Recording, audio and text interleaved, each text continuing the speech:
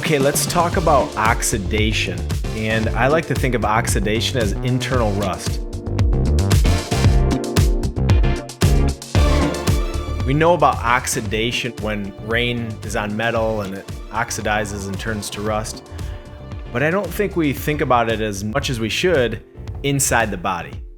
And so today we're going to talk about oxidation. We're going to talk about a measurement or a blood test that you can get. We'll talk about why oxidation is something to pay attention to and ways to reduce or minimize oxidation. But when we think about oxidation, one of the things we have to think about is if I bite into an apple, we know that it's something that's been aging. It's gone through this aging process. And that's why oxidation inside the body is not a great thing, because it speeds up the aging process, or it's oxidizing too quickly. And that's where we're going to really focus in on is how do we slow down this oxidation, and can we pay attention to it? The blood test that measures or helps us determine how your oxidation level is functioning, or what's your oxidation level, is homocysteine. And homocysteine is actually an amino acid that we naturally create in the body that it naturally should actually be eliminated from the body. When it sticks around, this is telling us that our oxidation is creeping up. Another term that we hear about is free radicals. Free radicals are these molecules that are produced naturally when the body is breaking down food. It creates these free radicals as the byproduct, and we know that we need antioxidants to remove the free radicals. Now, I've thrown a bunch of words at you, but what we got to understand is when our free radicals and our antioxidants get out of balance, now we got problems. That's when you're going to see this homocysteine number really get elevated. And so the key is how do we measure homocysteine? Then how do we really maximize the body's fighting these free radicals and reducing oxidation? I think in my work, working with many, many people, I think your homocysteine is the marker that I kind of consider the silent killer. Now, blood pressure is considered the silent killer. It's been coined that for many years. But a lot of people know their blood pressure. I think a lot of people have heard about blood pressure. Most people I work with, most doctors that I've trained, don't really understand or use homocysteine like I think they could. We now know that 60 to 70% of heart attacks happen with normal cholesterol. Normal cholesterol, meaning that there's other risk factors, other markers that are really playing havoc on cardiovascular disease and heart disease. Homocysteine is one of those big markers. The other one is inflammation. Homocysteine, inflammation go hand in hand. But today, I want to really dive deep into oxidation, homocysteine, and I think this is the true silent killer that we need to pay attention to. And if it's not a killer, it definitely causes havoc and many diseases. If we don't remove homocysteine from the blood, it will start to attack the vessels, the arteries, and that's where the havoc starts to get created. And when we think about why don't we know this? Why haven't we heard about this? Why isn't this on 60 Minutes? Why don't we get this test when we're getting our physical? Two reasons. Number one, lack of training.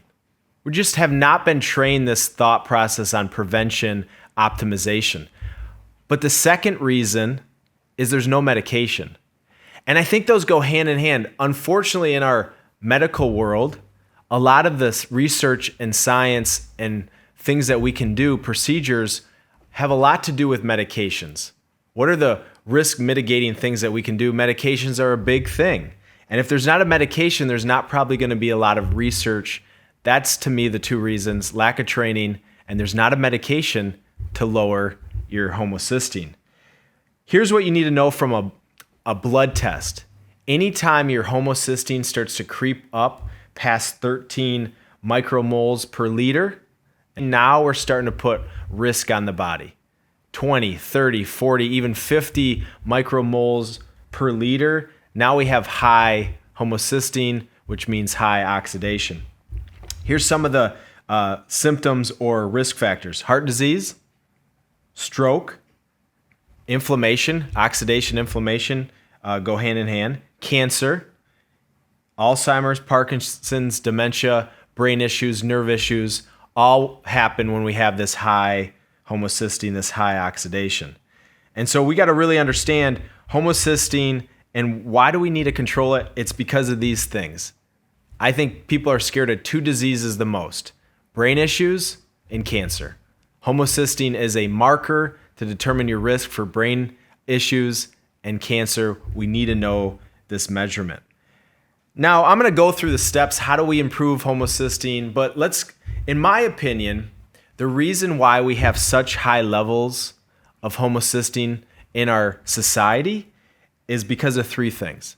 Number one, we're cutting out carbohydrates. And when we think about oxidation, kind of the opposite of oxidation is antioxidants. Well, where do we get antioxidants? We get antioxidants from food, specifically fruits and vegetables, which tend to be mostly carbohydrates. One of the things we're doing in our society is we're cutting out these carbohydrates more than ever before. I can't have a banana. I shouldn't have a carrot. Can't have potatoes, grains. We're cutting out these carbohydrates more than ever before for this quick weight loss.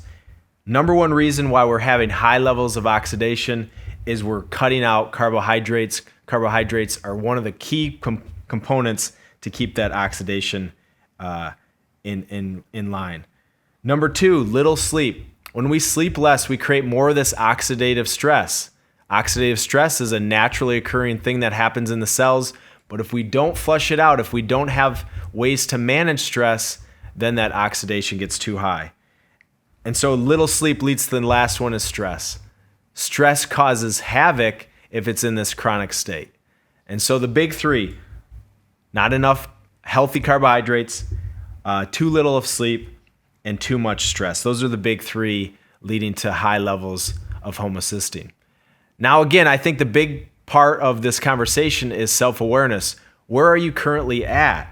The number one thing I want you to focus on is we need to measure our homocysteine. That's step one. Know your number. If you don't know your number, you don't know what your risk is. If you don't know your risk, it's going to be hard to determine what steps you need to take. About 100% of you watching this video or listening to this podcast have had your cholesterol checked. I would probably guess less than 75% of you, 75% or less, have not had your homocysteine checked. So know your number. Number two, we got to start eating foods high in folate. Folate is B9. Now, I didn't say folic acid. Folic acid is the man-made folate. When my wife was pregnant with our firstborn son, Ez, the doctor kept saying, you need to take folic acid. And I'd say, well, is it better just to take folate? They didn't even know what the difference was.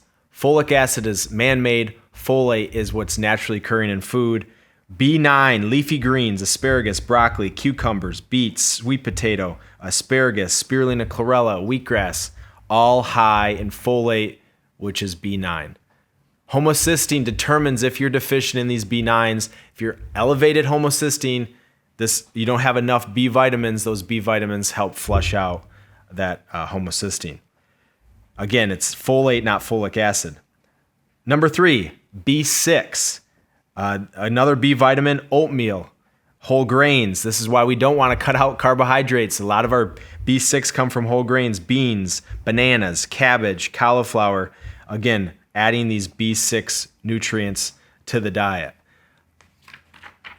Number four, you got to eat foods high in B12. Again, another B vitamin is also essential for lowering homocysteine.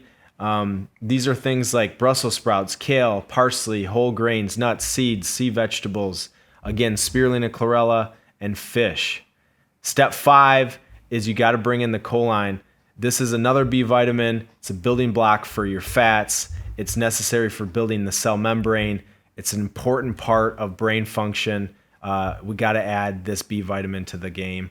And then step six, eating more antioxidants. If you're not going to take anything away, it's that if we want to manage our oxidation, we need to eat more antioxidants.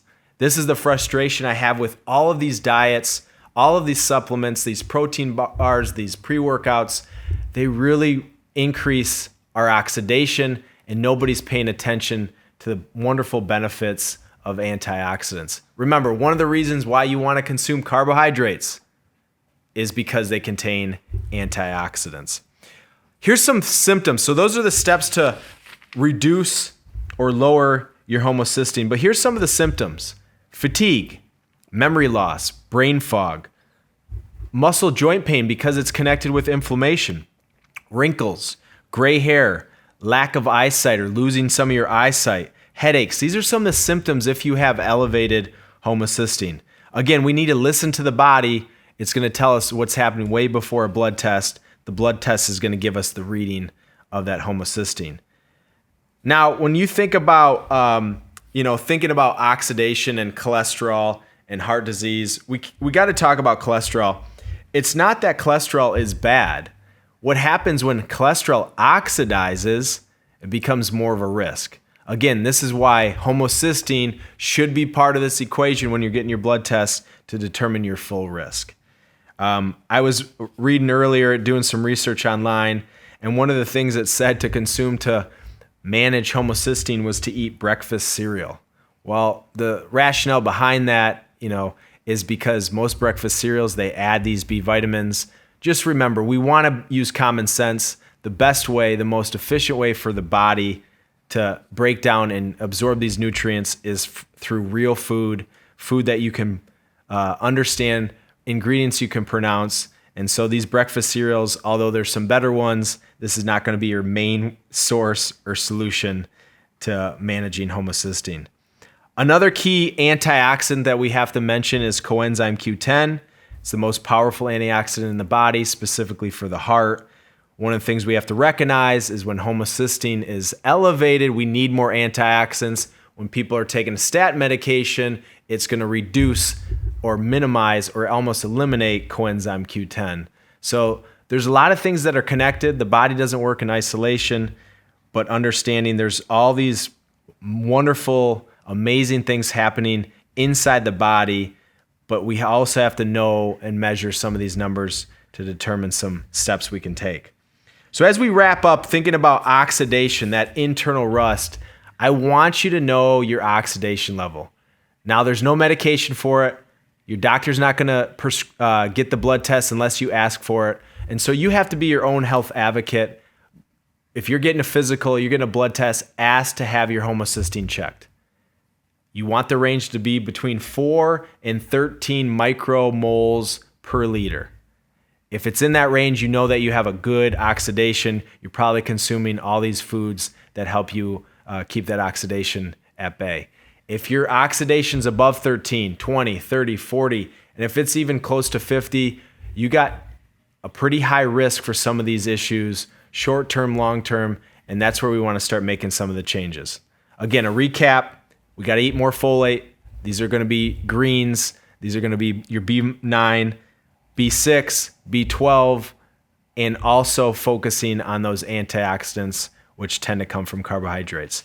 As I wrap up, all we have to realize is most of the diets on the market today are high protein, focusing on nutrients, not focusing on food.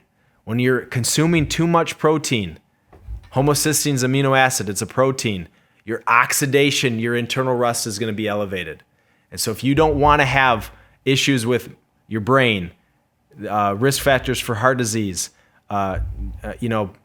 opportunity to produce and develop cancer, we got to understand we need to keep our oxidation low. We can't overconsume these amino acids, these proteins. That's why you want to have the balanced carbs, proteins, and fats. And again, don't shortcome your health for quick weight loss. Really tap into how do you perform at your best? How do you feel your best? Remember, you have the power to feel your best.